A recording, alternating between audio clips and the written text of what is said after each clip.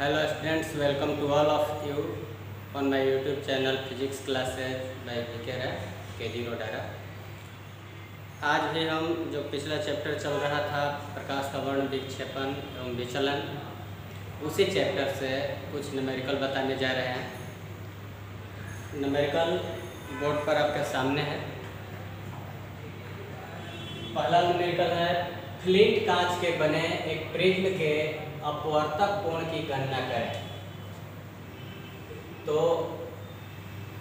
Flint कांच हम लोग जब थ्योरी पढ़ रहे थे तो इस तरह से प्रिज्मों का संयोग लिए थे। ऐसे एक प्रिज्म था, ऐसे एक प्रिज्म था, ये क्राउन कांच का ये प्रिज्म है ना। तो हमको किसका, फ्लिंट प्रिज्म का हमको अपवर्तक कोण मालूम करना है ना। फ्लिंट कांच के बने एक प्रिज्म के अपवर्तक कोण की गणना करें, ठीक है। तो फ्लिंट प्रिज्म पहला जो प्रिज्म था उसका अपवर्तक कोण ए लिए थे और दूसरा जो था उसका ए डैश लिए थे, ठीक है। तो फ्लिंट प्रिज्म का अपवर्तक कोण ए डैश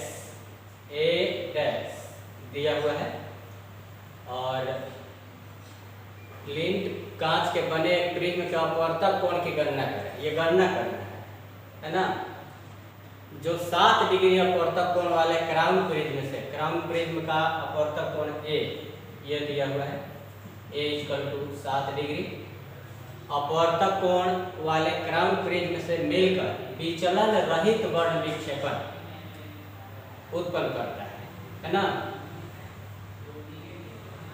फ्लिंट और क्राउन कांच के माध्य अपवर्तनांक का मतलब हुआ कि माध्य किरण के लिए अपवर्तनांक है ना। माध्य अपवर्तनांक का मतलब क्या हो गया, माध्य किरण के लिए अपवर्तनांक है ना।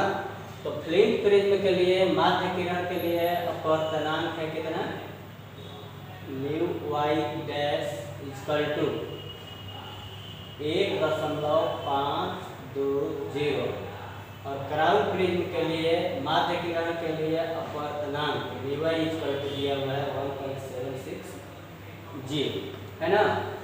और यहाँ पर बिना विचलन के वर्ण विक्षेपण उत्पन्न होता है और बिना विचलन के अर्थात विचलन रहित वर्ण विक्षेपण के लिए हम लोग शर्त प्राप्त किए थे a/a डैश = -μy डैश -1 बटा μy -1 है ना। तो इसको हम वैल्यू पुट करते हैं। a 7 डिग्री दिया हुआ है, रख दे रहे हैं 7 बटा a डैश नहीं मालूम है = μy डैश कितना है 1.520 -1 बटा μy दिया हुआ है 1.760 -1।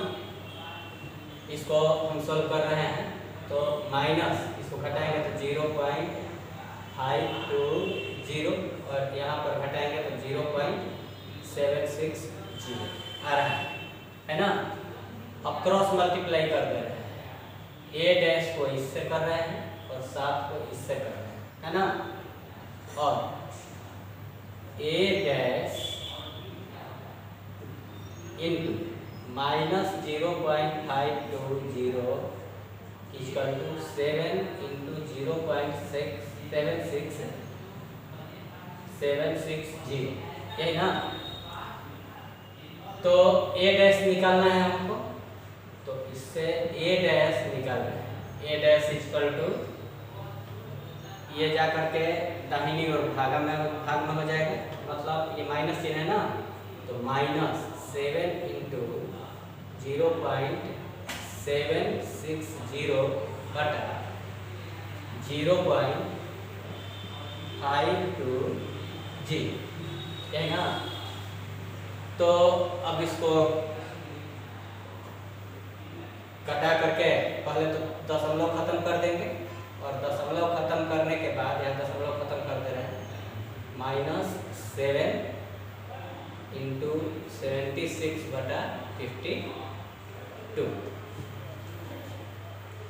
ये हो जाएगा 26 दूनी 52, ये 38 दूनी 76। अब 38 को 7 से गुना करके और 26 से भाग दे देंगे, जो आएगा वही आंसर हो जाएगा। मतलब कि फ्लिंट कांच का बना प्रिज्म का अपवर्तक कोण हो जाएगा। तो इसको कर लीजिएगा। अब क्राउन तथा फ्लिंट कांच के दूसरा क्वेश्चन है, क्राउन तथा फ्लिंट कांच के वर्ण विक्षेपण क्षमता इतना और इतना दिया हुआ है। तो क्राउन कांच के लिए ओमेगा दिया हुआ है 0.030 और फ्लिंट कांच के लिए ओमेगा डैश इक्वल टू 0.050 दिया हुआ है। इन कांचों से बने उन प्रिज्मों के अपवर्तक कोण ज्ञात कीजिए। मतलब हमें अपवर्तक कोण ए और ए डैश मालूम करना है ना, जिनके संयोग से बिना वर्ण विक्षेपण के 10 डिग्री का विचलन उत्पन्न होता है। विचलन दिया हुआ है t बराबर 10 डिग्री, है ना। ए और ए डैश हम लोगों को मालूम करना है, ठीक है। Mu B minus mu are भी दिया हुआ है, mu B dash minus mu R dash दिया हुआ है। अब ओमेगा का वैल्यू कितना होता है? ओमेगा इक्वल टू होता है mu B minus mu R बटा म्यू वाई माइनस 1। तो म्यू वाई माइनस 1 को बाएं साइड में यहाँ ले जा रहे हैं। Mu y minus 1 equal to omega चलेगा यहाँ बटा में mu B minus mu R बटा ओमेगा, यही ना। Mu B minus mu are यहाँ दिया हुआ है प्रश्न में, तो हो जाएगा ये कितना 0.014 बटा ओमेगा। ओमेगा दिया हुआ है 0.030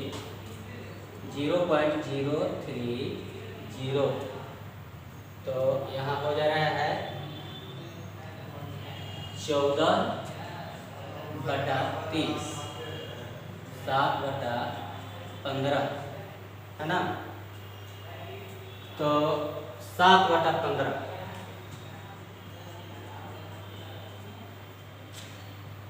7/15 हो जा रहा है ओमेगा। अब रह गया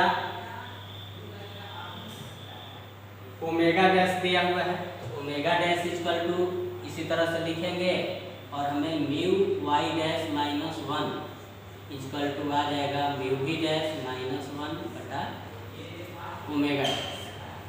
तो म्यू भी डैश माइनस, जैसे इसमें mu B minus mu are है, तो mu B dash minus mu R dash रहेगा। तो mu B dash minus mu R dash कितना आ गया है 0.029 बट ओमेगा डैश है 0.050। तो ये हो जा रहा है 29 बटा कितना, दशमलव हटाएंगे तो 29/50, ठीक है। अब क्या कह रहा है, बिना वर्ण विक्षेपण के विचलन। तो वर्ण विक्षेपण रहित विचलन के लिए शर्त क्या है? वर्ण विक्षेपण रहित विचलन के लिए शर्त है a बटा a dash equal to minus mu B dash minus mu R dash बटा म्यू भी माइनस म्यू, यही ना है। तो इसको हल करते हैं। तो a बटा a dash equal to minus mu B dash minus mu R dash. Mu B dash minus mu R dash कितना है यहाँ पर है, mu B dash minus mu R dash equal to 0. कितना आ रहा है 029, माइनस का चिन्ह है तो माइनस का चिन्ह दे रहे हैं 0.029 बटा mu B minus mu are दिया हुआ है 0.050 1 को, यही ना।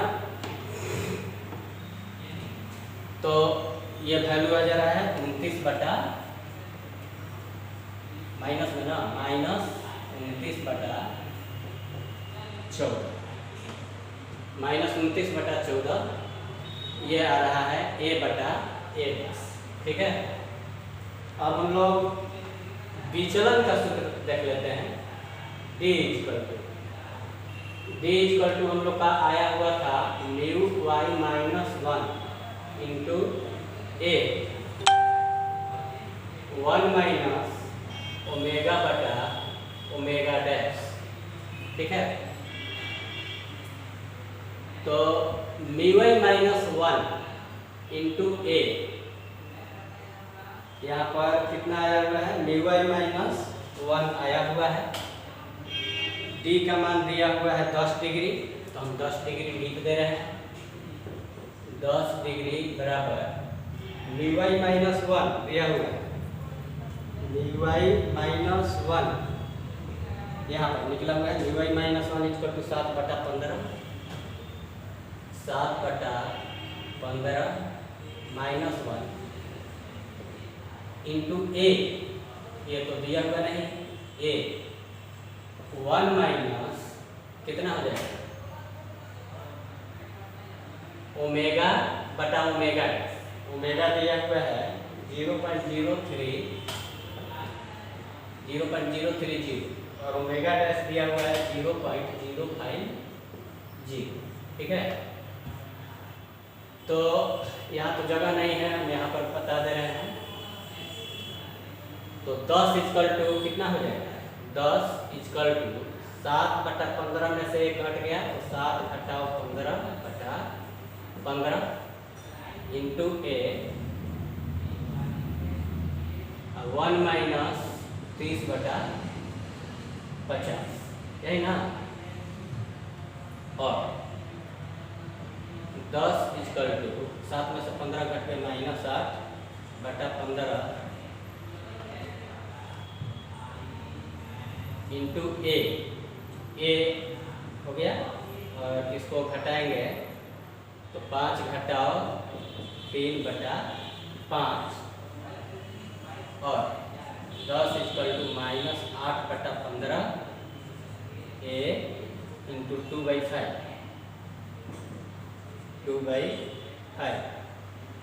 और a इक्वल टू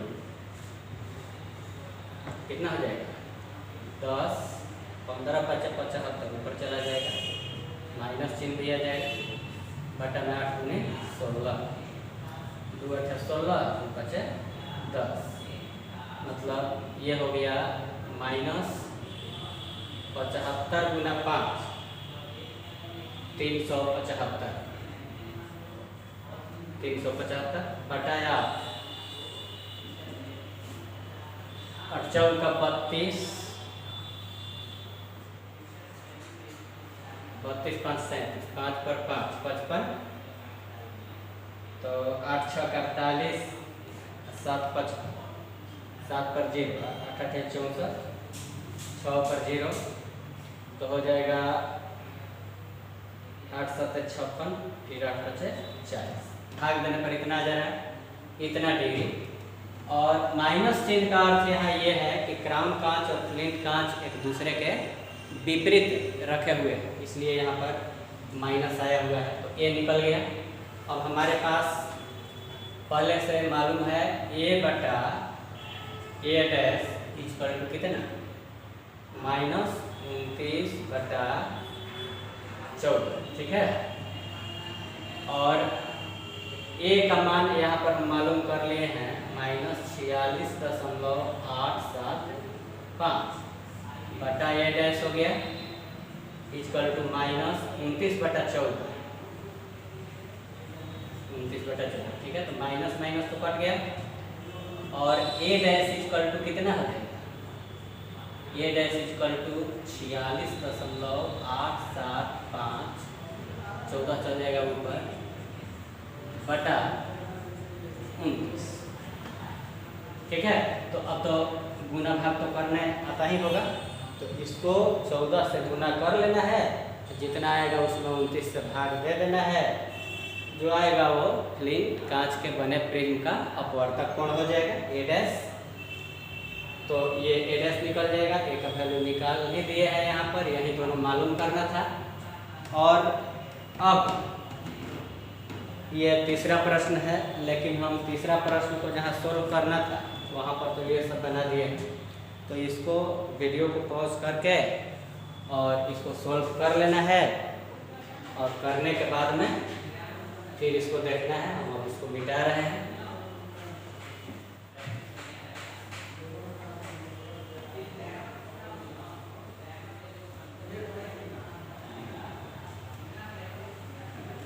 देखिए, यदि सूर्य के प्रकाश में 4500 एंगस्ट्रॉम, लैम्डा कितना दिया हुआ है 4500 एंगस्ट्रॉम तथा 5000 एंगस्ट्रॉम, तो इसको लैम्डा डैश मान ले रहे हैं 5000 एंगस्ट्रॉम, तरंग दैर्घ्य के प्रकाश की तीव्रताएं समान हो तो वायुमंडल से प्रकीर्णित इन तरंग दैर्घ्य के तीव्रताओं का अनुपात ज्ञात कीजिए। जैसा कि हम जानते हैं कि प्रकीर्णित प्रकाश की तीव्रता I समानुपाती 1/λ⁴ होता है, इसलिए I1/I2 = λ2/λ1 का पावर 4, क्योंकि व्युत्क्रमानुपाती I समानुपाती 1/λ⁴। इसको 1 में कुछ रहता है तो उसको व्युत्क्रमानुपाती कहते हैं, है ना। तो व्युत्क्रमानुपाती है, इसलिए I1/I2 = λ2/λ1 के पावर 4 वैल्यू रख देते हैं। तो लेकिन λ2 और λ1 यहाँ हम नहीं मालूम किए, नहीं लिखे हैं, तो यहाँ पर हम I/I डैश कर रहे हैं। तो यहाँ पर क्या हो जाएगा λ'/λ। तो लैम्डा डैश कितना दिया हुआ है 5000 और ये 4500, कितना हो जाएगा पावर 4 भी है ना, पावर 4 बटा दिया 2 2 0, 45 50 10/9 I/I डैश इक्वल 10 के पावर 4, तो हो जाएगा 10,000। और 9 के पावर 4 कितना हो जाएगा 9 9 81, 9 9 81, 81 गुना 81 कितना हो जाएगा जी, हो जाएगा 1 8 8 16 के 86 1 4 1 5 कितना 65 61। तो I1 अनुपात I2 या I अनुपात I डैश जो है ये हो जाएगा 10,000 अनुपात 65 61, ठीक है। तो ये प्रकीर्णित प्रकाश की तीव्रता का अनुपात है। तो आज हम लोग वर्ण विक्षेपण रहित विचलन, विचलन रहित वर्ण विक्षेपण से संबंधित प्रश्न देखें, और ये जो है प्रकीर्णित प्रकाश की तीव्रता से संबंधित प्रश्न है। अब हम लोग आगे देख रहे हैं। तो यहाँ चौथा प्रश्न है, एक प्रिज्म के पदार्थ का अपवर्तनांक √2 है। तो अपवर्तनांक को ए से न सूचित करते हैं, तो सॉल्यूशन में हम लिखेंगे ए = म्यू से सूचित करते हैं ना, तो म्यू = √2 और अपवर्तक कोण है 60, मतलब ए = 60 डिग्री। न्यूनतम विचलन कोण के लिए आपतन कोण ज्ञात करना है, ठीक है। तो न्यूनतम विचलन की स्थिति में आपतन मतलब I = 1, यही ना। न्यूनतम विचलन की स्थिति में, न्यूनतम विचलन की स्थिति में हम लोग प्रिज्म से प्रकाश का अपवर्तन जब पढ़ रहे थे, तो न्यूनतम विचलन की स्थिति में R बराबर कितना है a/2, और a का मान 60 दिया हुआ है, तो 60/2 बराबर 30, यही ना 30 डिग्री अपवर्तन कोण है। और स्नेल के नियम क्या कहता है, स्नेल के नियम से म्यू इक्वल टू साइन आई बटा साइन, है ना। तो म्यू म्यू कितना है, √2 इक्वल टू साइन आई बटा साइन, आर के जगह पर 30 डिग्री, और sine I equal to √2 into sine 30 degree. तो साइन 30 डिग्री का मान होता है 1/2, ये हो गया 1/√2, और साइन 45 डिग्री का मान 1/√2 होता है, इसलिए आई बराबर कितना लिख देंगे, 45 डिग्री, मतलब आपतन कोण हो गया 45 डिग्री। अगला प्रश्न है प्रश्न संख्या 5। एक प्रिज्म से जिसका अपवर्तक कोण 10 डिग्री है, ठीक है, अपवर्तक कोण कितना है, ए बराबर 10 डिग्री है। श्वेत प्रकाश का निर्गमन किया जाता है, ठीक है, श्वेत प्रकाश का निर्गमन किया जाता है, मतलब प्रिज्म से श्वेत प्रकाश निकल रही है, इसका मतलब ये है कि वर्ण विक्षेपण नहीं हो रहा है, ठीक है। तो वर्ण विक्षेपण रहित मतलब वर्ण विक्षेपण 0 है ना। यदि लाल एवं नीले रंग की किरणों के लिए अपवर्तनांक, लाल रंग की किरणों के लिए अपवर्तनांक है 1.64 a, और नीला रंग के लिए है म्यू बी इक्वल टू 1.659 है। दोनों रंगों के बीच वर्ण विक्षेपण, कोणीय वर्ण विक्षेपण मतलब थीटा मालूम करना है। थीटा इक्वल टू ऐसे हम लोग पढ़े थे mu B minus mu R into ए, लेकिन यहाँ म्यू भी नहीं म्यू बी दिया हुआ है ना, ब्लू कलर के लिए दिया हुआ है अपवर्तनांक, तो हम ऐसा लिखेंगे mu B minus mu R into A. Mu B 1.659 है और म्यू आर 1.641 है, इंटू ए है 10 डिग्री, तो कितना हो जाएगा, घटाएंगे तो 9 में से 1 गया 8, 5 है ना, 5 में से 4 गया 1, 6 में से 6 गया 0, इंटू 10 है ना, मतलब 0.18 डिग्री। तो ये हो जाएगा कोणीय वर्ण विक्षेपण, है ना। तो आज इस वीडियो में यहीं न्यूमेरिकल हम रखते हैं, कल के वीडियो में अगला चैप्टर स्टार्ट किया जाएगा, ठीक है। तो हम आप लोगों से विदा लेते हैं, अगला वीडियो का इंतज़ार कीजिए।